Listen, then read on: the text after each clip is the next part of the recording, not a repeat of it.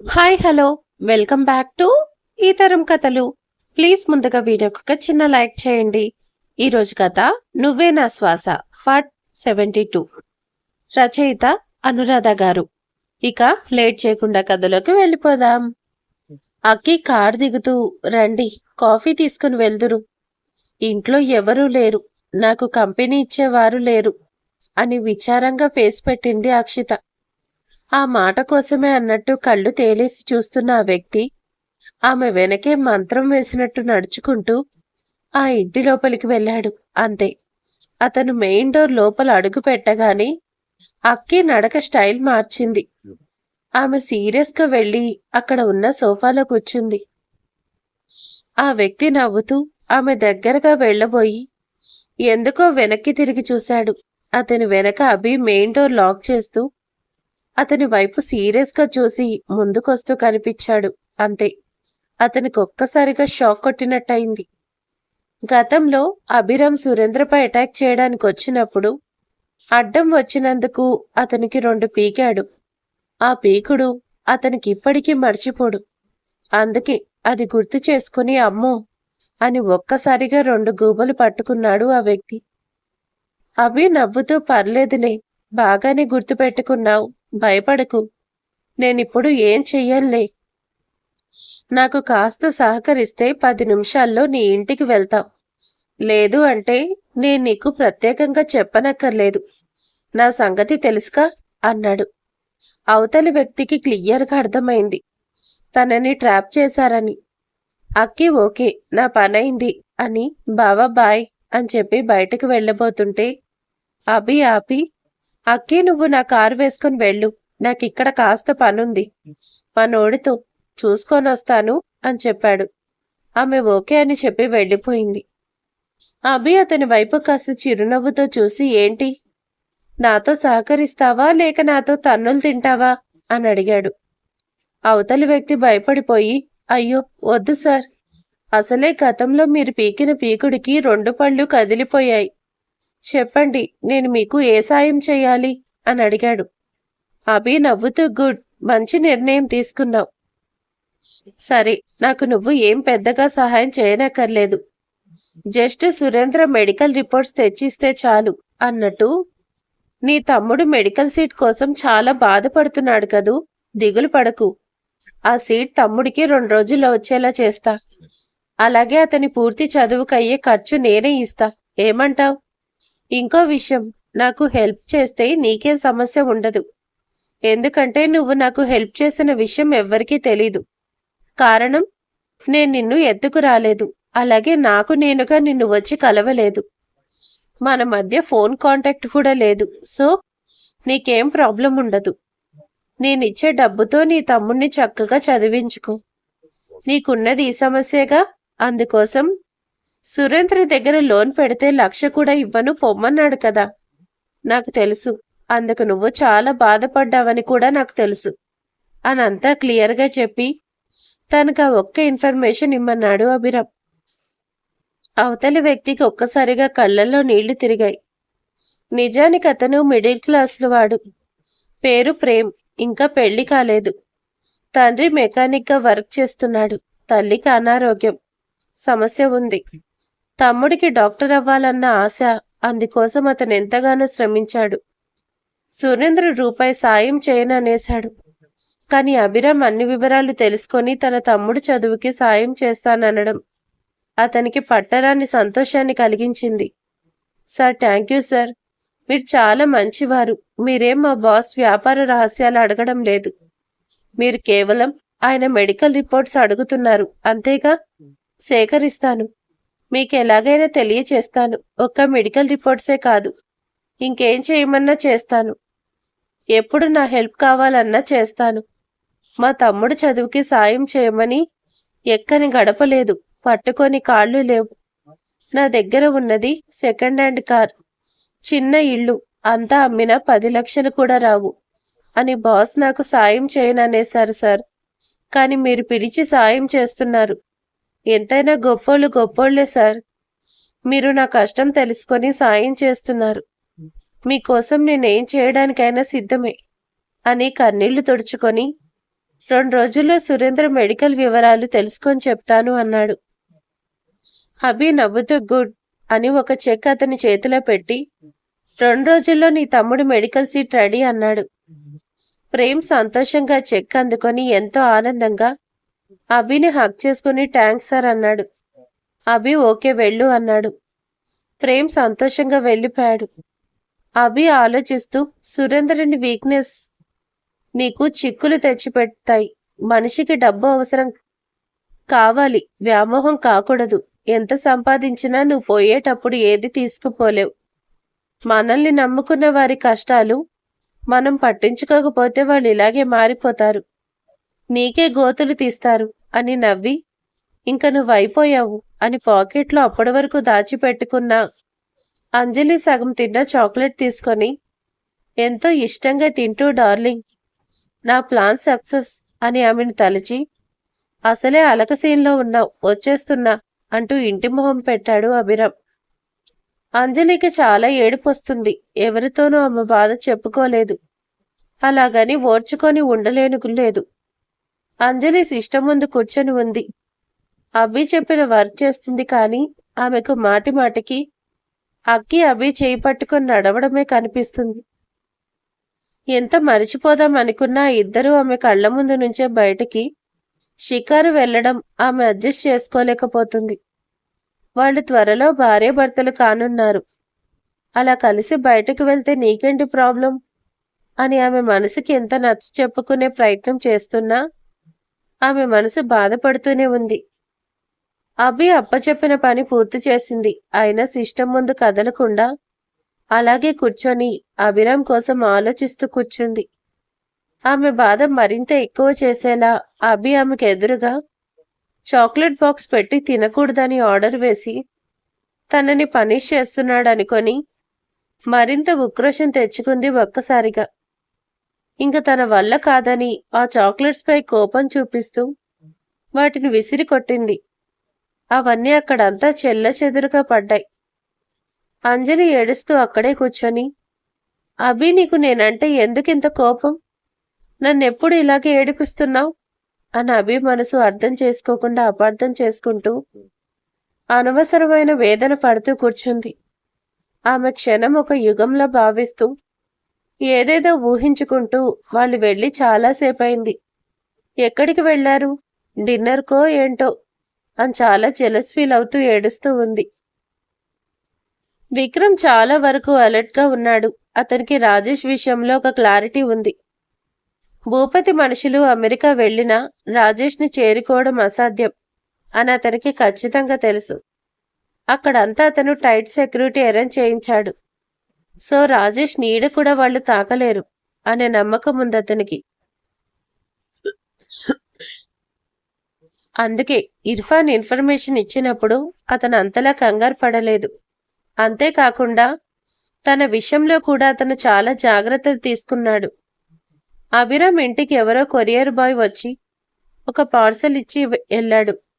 సునీత అది అందుకొని ఏమై ఉంటుందని ఓపెన్ చేసింది. చూడబోతే అందులో ఒక మొబైల్ ఉంది. ఆమెకు కాస్త ఆశ్చర్యంగా అనిపించింది. తమకెవరు మొబైల్ పంపించారని చూస్తే ఆ కొరియర్ బాక్స్ పై ఫ్రమ్ అడ్రస్ లేదు. ఆమె ఆలోచనలో ఉండగా వినోద్ గారు ఆ ఫోన్ యాక్టివేట్ చెయ్యొద్దు అని చెప్పి బయట ఉన్న పోలీస్ సిబ్బందికి ఇన్ఫర్మేషన్ ఇద్దామనుకున్నారు. కానీ అప్పటికే ఆ ఫోన్ రింగ్ సౌండ్ వచ్చింది. చూడబోతే ఏదో మెసేజ్ వచ్చింది. వినోద్ గారు ఓపెన్ చేసి చూశారు. అందులో నేను విక్రమ్, కాల్ లిఫ్ట్ చేయండి అని ఉంది. అంతే. సునీత వినోద్ గారికి అర్థమైంది తాను ఎక్కడ ఉన్నది తెలియకూడదు అని విక్రమ్ ఇలా సీక్రెట్గా ఏర్పాటు చేసి ఉంటాడు అనుకున్నారు. వాళ్ళ ఆలోచనలోనే ఫోన్ మోగింది. సునీత ఆత్రంగా ఫోన్ లిఫ్ట్ చేసింది.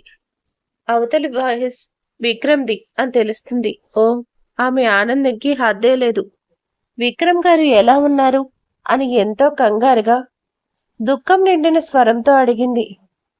విక్రమ్ ఆమె మాట వినగానే ఎంతో సంతోషపడి నేను బాగున్నారా, నువ్వెలా ఉన్నావు అని అడిగి నా ఫోన్ ఆఫ్లో ఉంది, మీరంతా కంగారు పడతారని ఏర్పాటు చేశాను, ఎలా ఉన్నారంతా అని అన్ని వివరాలు తెలుసుకొని వినోద్ గారితో కూడా మాట్లాడి అంజలికి ఫోన్ ఇమ్మన్నాడు. అతను సునీత సంతోషంతో హాయిస్తున్నా ఉండండి అని చెప్పి అంజలి దగ్గరికి వెళ్ళింది. అక్కడ అంజలి ఎలాంటి పొజిషన్లో ఉందో, ఆమె పరిస్థితి ఏమిటో సునీత గమనించలేదు. విక్రమ్ మాటలు వినగానే సునీతకు ప్రాణం వచ్చింది. పట్టరాని సంతోషంతో పరిసరాలు గమనించలేదామె. అంజలి, మీ అన్నయ్య ఫోన్ అంటూ మొబైల్ అంజలికి అందించింది. అంజలికి విక్రమ్ అన్నయ్య ఫోన్ అనగానే ఎక్కడలేని ఆనందం వచ్చేసింది. ఏంటి అన్నయ్య అని ఆ ఫోన్ అందుకొని అన్నయ్య అని ఎంతో ప్రేమగా పిలిచింది. విక్రమ్ అంజలి మాటల్లో తేడా గమనించాడు. అంజలి, ఏంట్రా అలా ఉన్నావు? నువ్వు బానే ఉన్నావు కదా అని కంగారుగా అడిగాడు. అంజలి మాటకి మాత్రం నాకేం చాలా బాగున్నా అని చెప్పింది.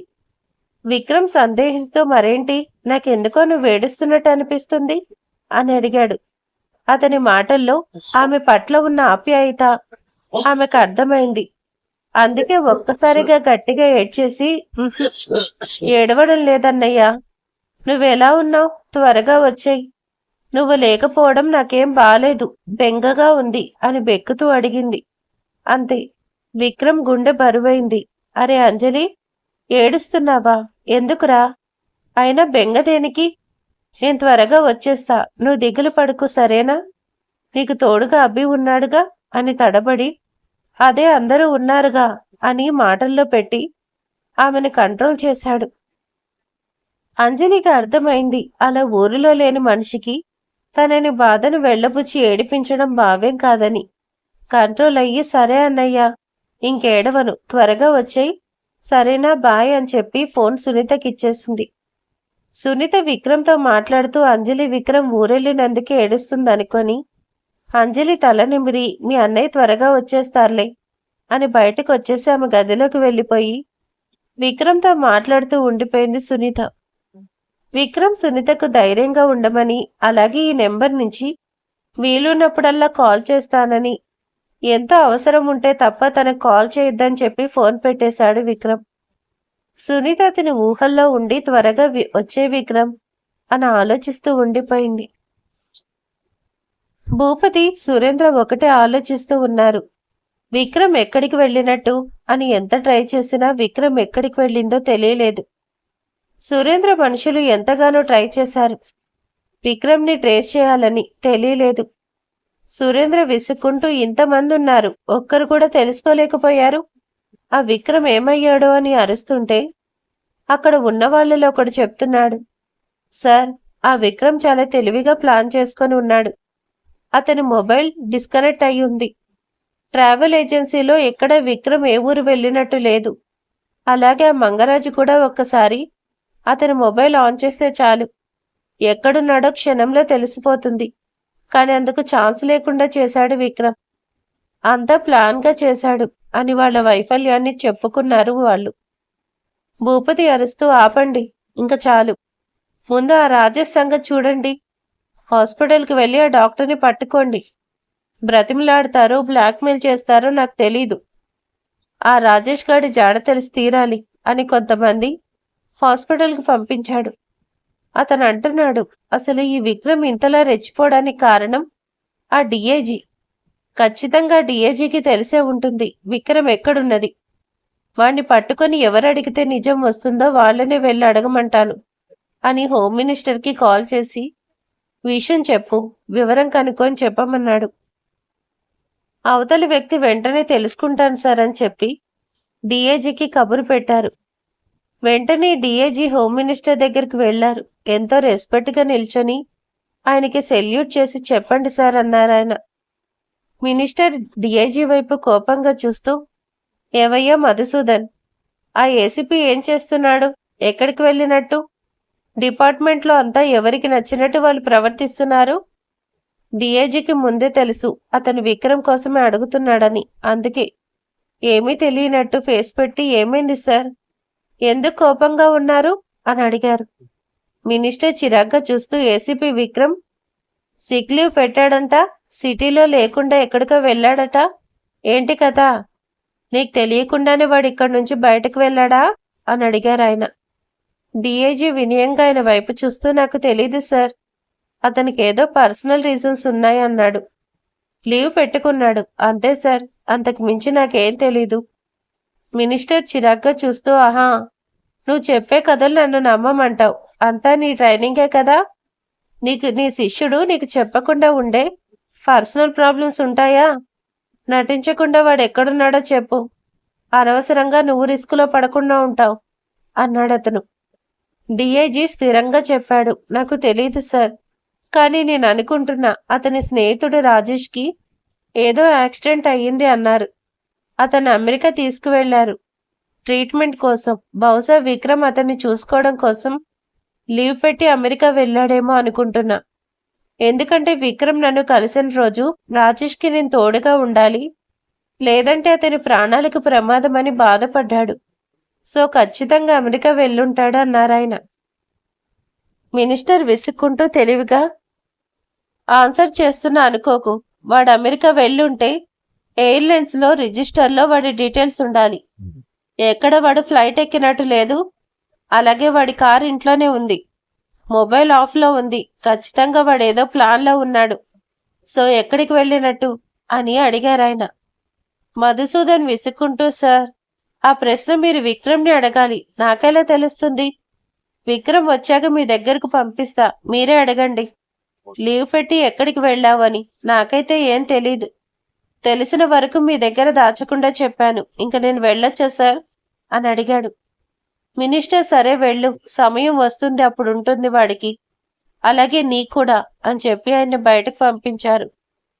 మధుసూదన్ బయటకు వచ్చి నన్నేం చేయలేవు అనుకుని తాపీగా ఆయన ఆఫీస్కి వెళ్ళిపోయారు.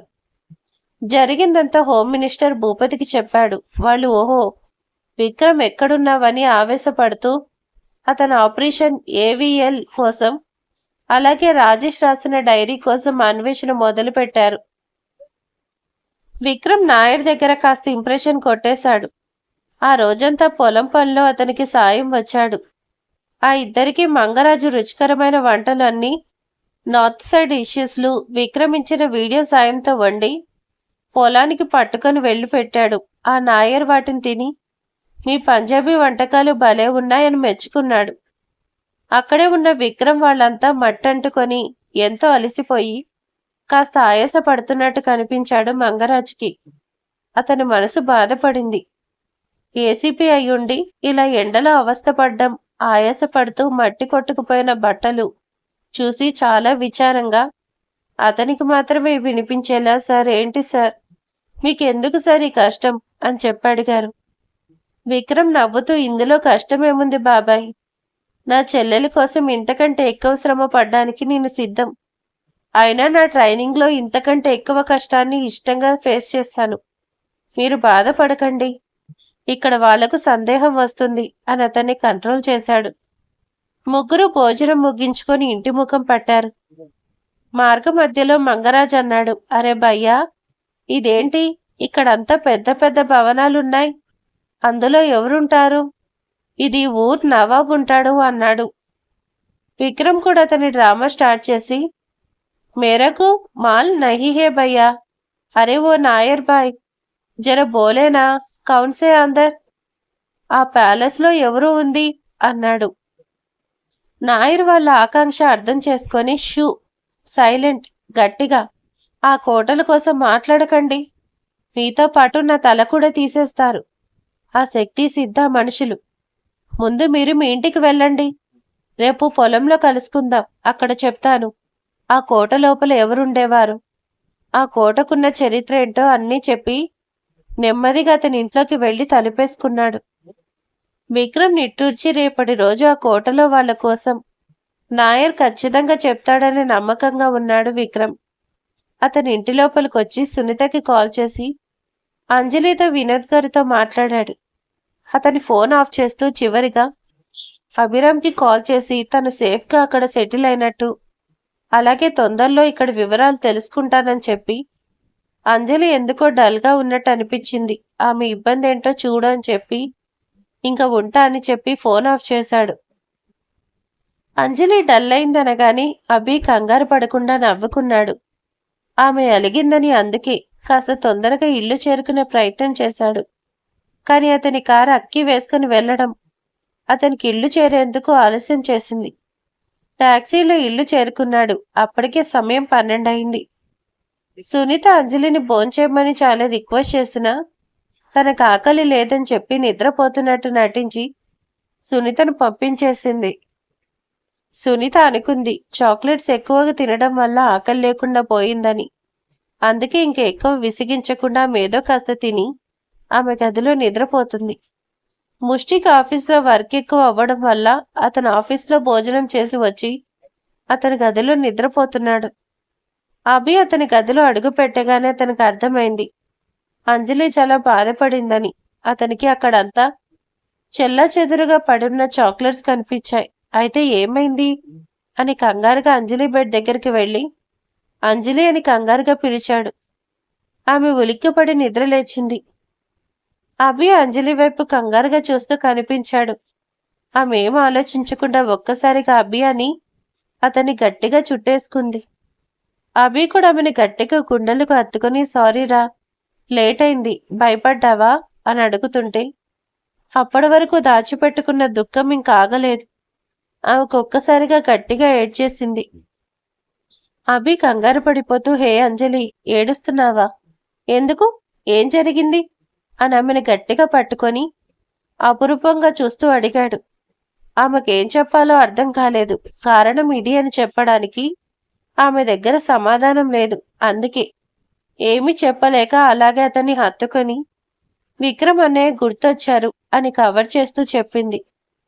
అభి ఆమె తలని మృదు బుజ్జగిస్తూ షూ ఏం లేదు, త్వరగా వచ్చేస్తారులే, నువ్వేం కంగారు పడకు, వాడిప్పుడే నాకు కాల్ చేశాడు, వెళ్ళిన పని త్వరగా అయిపోతుందని చెప్పాడు అని చంటి పాపాయిని పొత్తిళ్లలో దాచిపెట్టినట్టు ఆమెనెంతో ప్రేమగా అతని గుండెలకు హత్తుకొని ఎందుకు చాక్లెట్స్ విసిరేసా? నేను లాక్కున్నాననా? కోపం వచ్చిందా? సారీ, నీ హెల్త్ కోసమే అలా చేశాను. పాపం ఆ చాక్లెట్స్ ఏం చేశాయి? నిన్ను హర్ట్ చేసింది నేనైతే అన్నాడతను. అంజలి వెక్కిళ్ళు తెచ్చుకొని బెక్కుతూ నాకేం వాటిపై కోపం లేదు, అవెదురుగా ఉండి వెక్కిరిస్తుంటే పట్టరాని చిరాకేసి విసిరేశాను అంతే. అయినా మీరెందుకు నన్ను ఒక్కతినే వదిలేసి వెళ్ళిపోయారు? నేను మీ సెక్రటరీని కదా, మీతో పాటు నేను ఉండాలిగా అని అక్కిని తలచి జెలస్ ఫీల్ అవుతూ అడిగింది. అంజలి అభి అందుకు ఆన్సర్ చేయకుండా భోజనం చేశావా అని అడిగాడు. అంజలి ఆన్సర్ చేయలేదు. అభిరామ్ ఆమె వైపు చూసి ఓహో, ఆ కళ్ళు చూడు ఎప్పటినుంచి ఏడుస్తున్నట్టు, ఎలా కందిపోయి ఉబ్బాయో. మీ అన్నయ్య ఏమన్నా చంటి పాపాయి అనుకున్నావా? వారి కోసం బెంగ పెట్టుకోవడానికి? ఉండు, ఇప్పుడే వస్తాని భోజనం ప్లేట్తో 2 నిమిషాల్లో వచ్చాడు. అంజలి కోపంగా ఉంది. అందుకే నో, నాకేం వద్దు ప్లీజ్, ఇప్పుడు నన్నేం తినమని బలవంతం పెట్టకండి అని మొహంపై దుప్పటి కప్పుకోబోయింది. అభి కోపంగా ఆమె దగ్గరికి వెళ్ళి ఆ దుప్పటి లాగి పడేసి అంజలి చాలు, నా కోపం తెప్పించకు, మంచిగా చెప్పినప్పుడు విను, నాకు తెలుసు నువ్వు ఆకలికి కంట్రోల్ అవ్వలేవని, లేచి కూర్చో లేదంటే ఊరుకోను అని అరిచాడు. అతని అరుపు విన్న ఆమె కాస్త భయంగా లేచి కూర్చొని అతని వైపు కోపంగా చూస్తూ వద్దంటే ఎందుకు వినరు అని విసుక్కుంది. అభి ఆమె కళ్ళు తుడుస్తూ నీ ఆకలి సంగతి నాకు తెలీదా? ఏది నోరు తెరువు అని ప్రేమగా అడిగాడు. అంజలి అతను చూపించే ప్రేమకు పరవశరాలై వద్దు నేనే తింటాను, మీరేం నా కోసం శ్రమపడనవసరం లేదు అంది. అభి చిరాకు పడుతూ ఇప్పుడు నువ్వు బెడ్ దిగి హ్యాండ్ వాష్ చేసుకుని వచ్చి, అంత శ్రమ అక్కర్లేదు, నేను పెడతాను, మారు మాట్లాడకుండా తినాలి, దిస్ ఇస్ మై ఆర్డర్ అని ఆమెను బెదిరించి అన్నం తినిపించాడు. నిజానికి అంజలి చాలా ఆకలి మీద ఉంది. కోపంలో అలిగినప్పుడే ఎక్కువ ఆకలి వేస్తుంది. ఎందుకంటే బ్రెయిన్ ఆ సమయంలో మనం ఏది వద్దు వద్దు అనుకుంటామో అది మనకు అవసరం అని చెప్తుంది. సో అంజలి పరిస్థితి కూడా అలాగే ఉంది. అభి తినిపిస్తుంటే ముందు వద్దు అన్న ఆమె మొత్తం ప్లేట్ ఖాళీ చేసింది. అభిరామ్ ఆమె అంత ఆకలితో ఉండడం అలాగే ఇంతలా ఏడవడం చూసి తట్టుకోలేకపోతున్నాడు. ఇప్పుడు అతనికి కాస్త రిలీఫ్ అనిపించింది. ఆమెను నిద్రపోమని చెప్పి కింద పడ్డ చాక్లెట్స్ అన్నీ తీసి పక్కన పెట్టాడు. అంజలికి ఎంతో ఇష్టమైన వాటిని అలా నేలపై వదిలేయడం అతనికి నచ్చలేదు. అంజలి అభి నీరసంగా ఉండడం చూసింది.